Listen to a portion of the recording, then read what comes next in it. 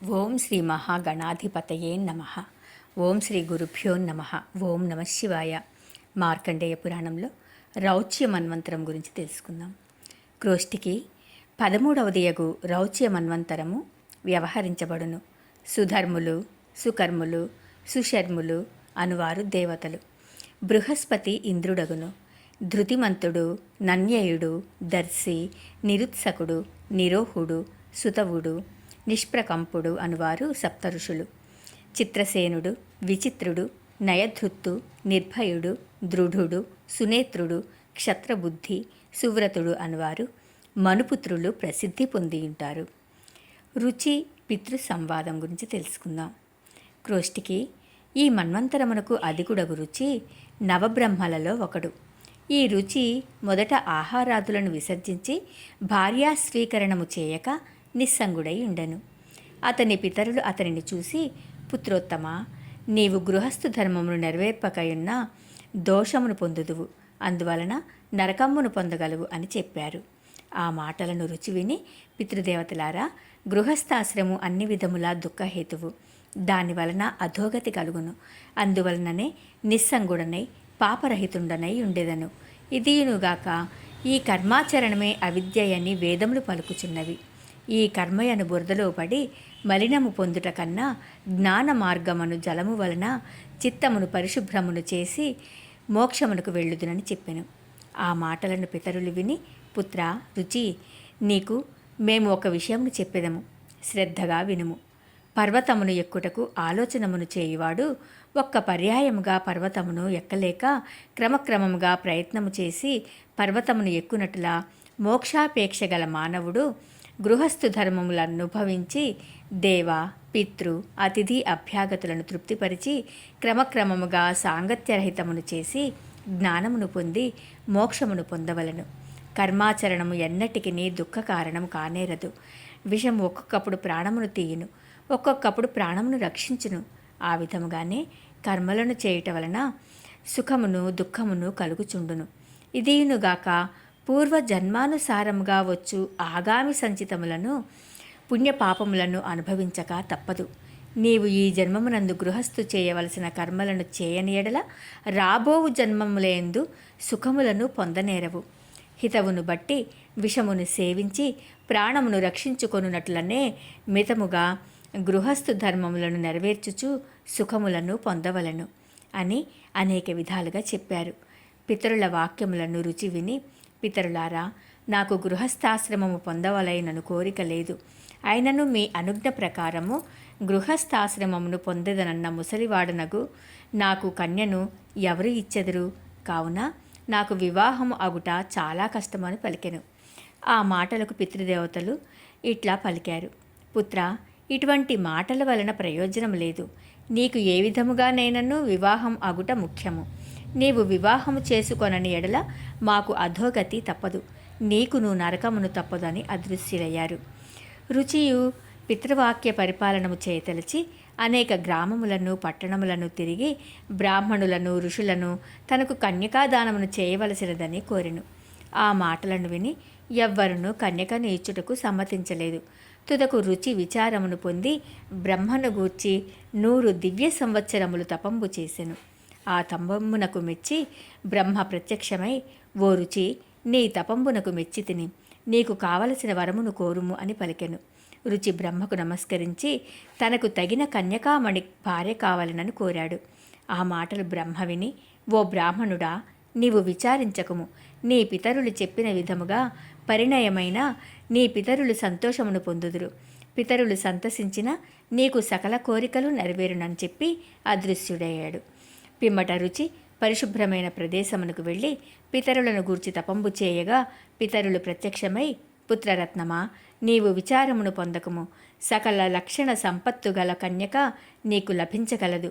దాని యందు ఉత్తమ లక్షణములు కల కుమారుడు కలుగును. అతను రౌచ్యుండని ప్రసిద్ధి పొంది మనువుగా పరిపాలనము చేయనని చెప్పి అదృశ్యులయ్యారు. క్రోష్టికి ఈ పితృస్తోత్రమును ఎవరు పఠించెదరో వారికి ఆయురారోగ్య ఐశ్వర్యాదులు కలిగి సుఖములను పొందుదురు. శ్రద్ధగా చేసిన శ్రాద్ధము కూడా పవిత్రవంతము కలదగను. అందువలన పితరులు సంతసించెదరు. పితరులు సంతసించిన కర్తకు అధికమైన ఫలము కలుగుతుంది. పిమ్మట అచ్చటనున్న నదీ మధ్యము నుండి అప్సరస వెడలి వచ్చి రుచిని చూసి, నీవు భార్యను కోరుచున్నవాడవు. నాకు వరుణుని కుమారుడు పుష్కరుని వలన ఒక కుమార్తె కలిగినది. దానిని నీకు వివాహం చేసేదను. దాని యందు నీకు ఒక పుత్రుడు పుట్టును అని చెప్పి అచ్చర అను తన కుమార్తె చంపకమాలిని తెచ్చి రుచికి ఇచ్చెను. అంతటా రుచి సంతోషించి తన ఆశ్రమమునకు తోడుకొని వెళ్ళి మంచి ముహూర్తమున మహారుషుల రప్పించి యథావిధిగా వివాహమై రుచి భార్యతో కూడా సర్వసుఖములను పొందుచుండెను. ఇలా ఉండగా కొంతకాలమునకు ఒక పుత్రుడు పుట్టెను. రుచి పుత్రోత్సవాదులను చేయించి రౌచ్యుడని నామకరణం చేయించెను అని మార్కండేయుడు చెప్పాడు. ఇక భౌత్య మన్వంతరం గురించి తెలుసుకుందాం. క్రోష్టికి మార్కండేయుని చూసి, అయ్యా మార్కండేయ, మన్వంతరములు 14 అని వినుచున్నాము. నీవు 13 మనువులను గూర్చి చెప్పితివి కనుక 14వ మన్వంతరమును కూడా వినిపించవలసిందని కోరాడు. ఆ మాటలకు మార్కండేయుడు ఇలా చెప్తూ ఉన్నాడు. క్రోష్టికి, నీ అభీష్టమును నెరవేర్చదను, శ్రద్ధగా వినుము. అంగీరసునకు భూతి అను సుతుడు పుట్టెను. అతడు పరమ తపస్శాలి అని ప్రసిద్ధిని పొందియుండెను. అతడు మహాకోపి. అందువలన అతని పేరు వినగానే అందరూ భయపడేవారు. సూర్యుడు అతనికి భయపడి అతని ఆశ్రమమున మిక్కిలి ఎండగాయట గాని వేడి గాడుపు వీచుటకు గాని వెరచుచుండేవాడు. చంద్రుడు కూడా మిక్కిలి చల్లని కిరణములు చూపుటకు భయపడుతుండేవాడు. ఈ విధముగా నుండగా ఆ మునికి చాలా కాలం వరకు సంతానం లేకుండెను. అందువలన మునికి విచారము కలిగెను. ఘోర తపమును చేసి సంతానమును పొందుటకు ఆలోచించి తనను చూసి పంచభూతములు వెరచుచుండెను. కాన తపంబు వలన ఫలితము లేదని విచారించుచుండెను. ఇలా ఉండగా భూతి అన్నయ్యగు సువర్చస్సును ముని యజ్ఞమును చేయుచు భూతిని బ్రహ్మగా గోరి రావలసినదని కోరెను. భూతి యజ్ఞమును చేయించుటకు వెళ్ళుచు శిష్యుని చూసి, శాంతి, నీవు నేను వచ్చు పర్యంతము అగ్నిహోత్రమును కాపాడుచుండవలసినదని చెప్పి వెళ్ళెను.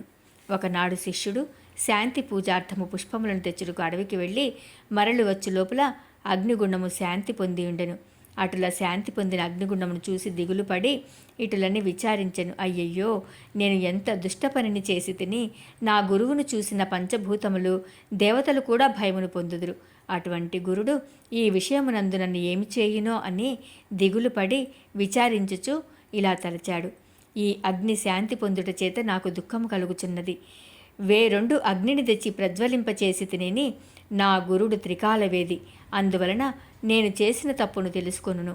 1-2 తప్పులు అవును అని వారించి ఇప్పుడు నాకు అగ్నిహోత్రుడే దిక్కని తలంచి అగ్నిహోత్రుని అనేక విధములుగా అగ్నిసూత్రములచే ప్రార్థించెను. అంతటా అగ్నిదేవుడు ప్రసన్నుడై, ఓ విప్ర, నీ భక్తి వినయములకు సంతోషమును పొంది తిని నీకు కావలసిన వరంబులను కోరుకొనుము అని చెప్పెను. ఆ వాక్యములను శాంతి విని సంతోషమును పొంది, ఓ దేవోత్తమా, నా అపరాధమును క్షమించి నా గురిని అగ్నివేదిక యందు శాంతి పొందిన అగ్నిని యథాప్రకారము ప్రజ్వరిల్లునటుల చేసి నా గురుడు నన్ను శాపదగ్ధునిగా చేయకుండునటుల కాపాడము.